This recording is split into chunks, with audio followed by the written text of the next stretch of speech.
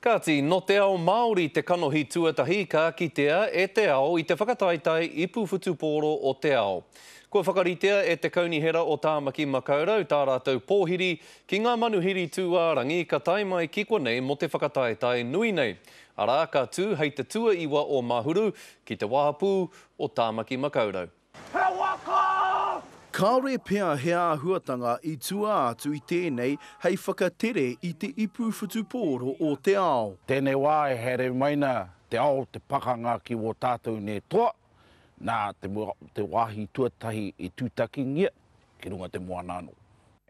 Ko Joe Duncan te kai tātaki mō ngā waka Māori ka tere I runga I ngā wai o Tāmaki Makaurau.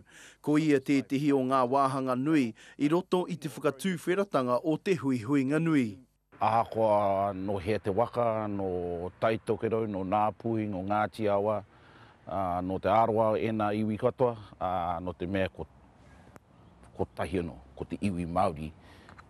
Ko te kitea I te ao. Hei te ahiahi o te tuaiwa o Mahuru, ka whakamānu hea te whakataitai nui o te ao ki te wahapū o Tāmaki Makaurau.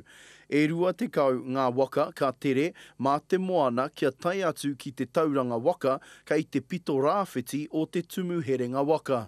Ka tīmata te haka e kau ki te tai, ki reira. Mutatu tēnā ko kake atu mātou ki runga te wāpū.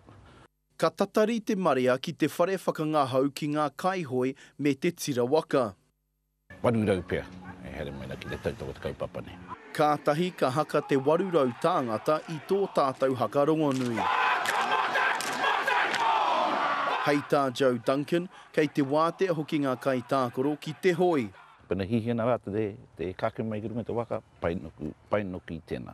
Kaua te tāngata e āwangawanga, me he mea kei waho kē ia I te rohe, ka whakapāhotia ngā whakaneke-neke I runga I te pauaka whakaata. Roihana Nuri, Te Karere.